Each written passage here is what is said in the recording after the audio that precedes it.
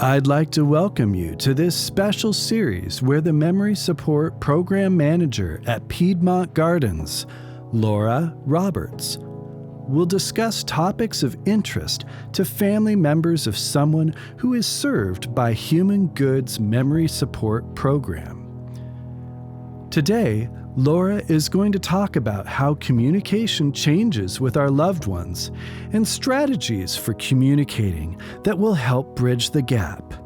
Let's take a listen. Hello and welcome to this audio resource for families. My name is Laura Roberts and I'm the Memory Support Program Manager at Piedmont Gardens in Oakland, California. The focus of this session is communication. We will discuss how dementia can affect both expressive and receptive language for the person living with dementia, and how we can create successful opportunities for communication as we engage with our residents and loved ones. Our mission at HumanGood is to help older adults live their best lives, however they define it. The products and services we offer are designed to support those we serve, their families, and our team members in the pursuit of an engaged, purposeful life. When it comes to our memory support program, the best way for us to embrace our mission is by immersing ourselves in the life of each person living with dementia, wherever they are at in their journey. We respect and honor each person living with dementia as they are now, at this point in time, and we build on their strengths to provide them with their best lives. This philosophy is the reasoning behind the name Immerse, which is the name of our memory support program at HumanGood. Supporting a loved one living with dementia is not easy. Because we at HumanGood recognize this, we are pleased to provide this educational resource to assist you in immersing yourself in the life of your loved one.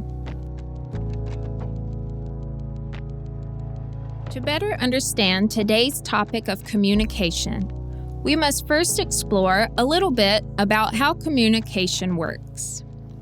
Many parts of the brain support language and communication, such as the cerebrum, the frontal lobe, the temporal lobe, and the cerebellum. These parts of the brain control the many aspects of language, including the production of language, which involves finding the appropriate words for a response, and controlling the muscles needed to move the mouth to speak the words. And also the reception of language, which includes hearing and processing spoken words and interpreting body language.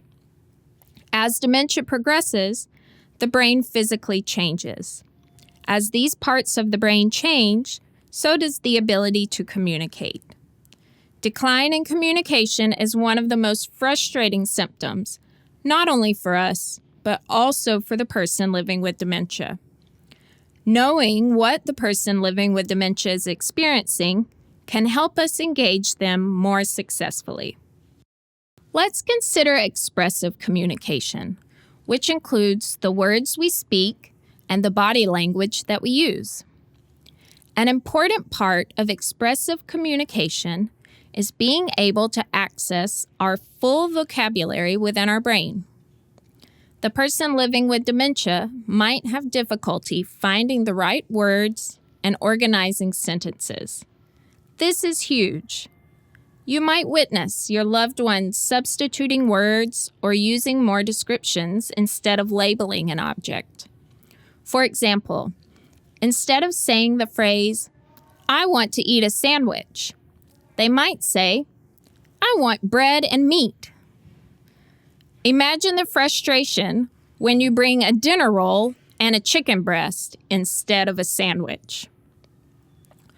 We must often be detectives and gain more information about their wants and needs.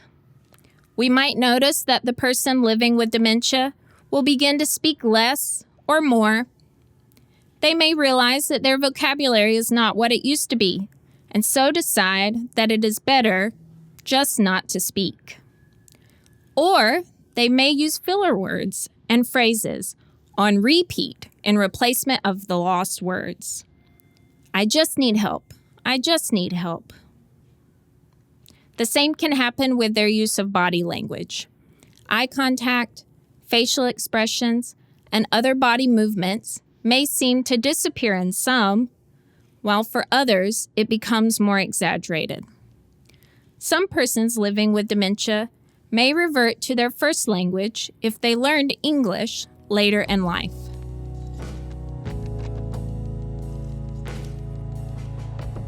Now let's consider the changes in receptive communication. This is the communication that the person living with dementia receives from the people around them. Some sources suggest that a person in the early stages of dementia might miss 1 out of every 4 words in a conversation. Imagine what your life would be like if you only understood 3 out of 4 words spoken to you. Here, I'll provide an example. This is what it might sound like for your loved one living with dementia when hearing a story about your day at work. I got blah in traffic for 30 blah, but I still blah to work on blah. The office was blah, so I blah a sweater. I blah out for lunch, and I blah a sandwich with blah. The afternoon blah was informative, and I blah a new project. I'm blah to work with John.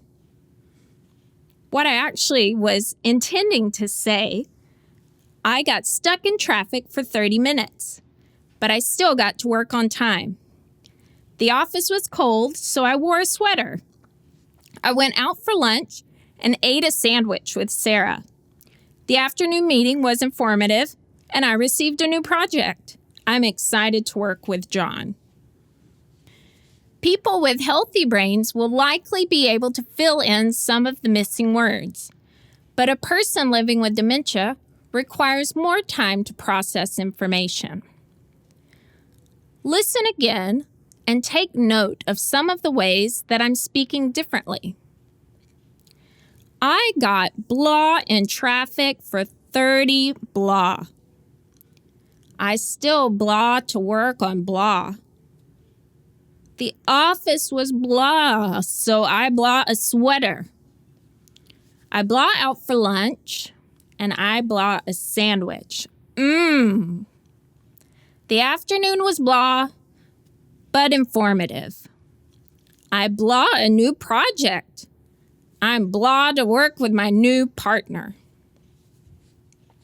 Speaking much more slowly, enunciating each word, being more animated, and eliminating some extraneous details can help the person living with dementia understand more of what you are trying to communicate.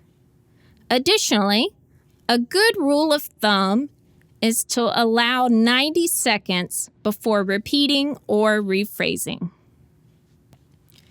Even as the brain deteriorates, a person living with dementia can continue to be strong in certain ways of communication. There are 3 common areas of strength for persons living with dementia. Automatic chit-chat. Hey, how are you?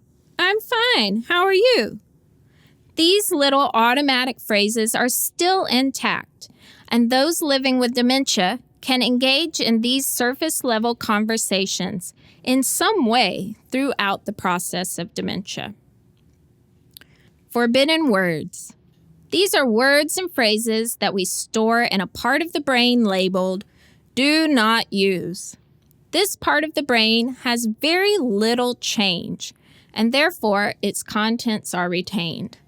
So when other, more common vocabulary is lost, these words come out instead. Rhythm, music, poetry, and prayer. These are stored in a very special part of the brain that experiences very little change throughout the course of dementia. Even late in the disease process, People can sing every word to songs or say entire poems. They can tap their toes and sway their bodies in rhythm to music. With this information, you can begin to assess some of your loved one's strengths and some of their challenges with communication.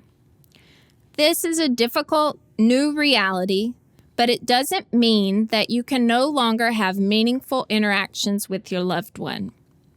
Here are just a few tips that you might try during your next visit. Don't feel pressure to try all of these. Trying just one could make a positive impact in your next interaction.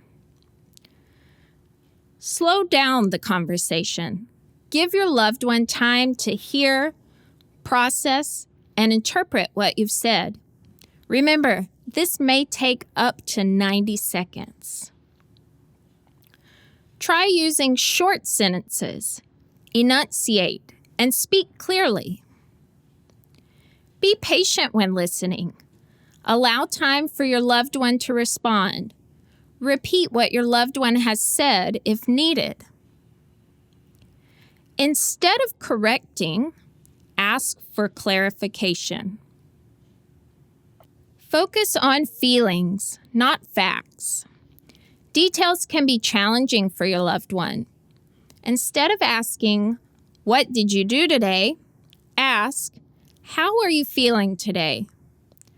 Or if your loved one is having difficulty remembering all the details of a past family trip, you might say, "It makes me happy to hear you talk about these memories. We had a lot of good times together." Use appropriate body language to show that you care about what they are trying to say. Make eye contact. Sit closely. Nod your head. Offer comfort as needed.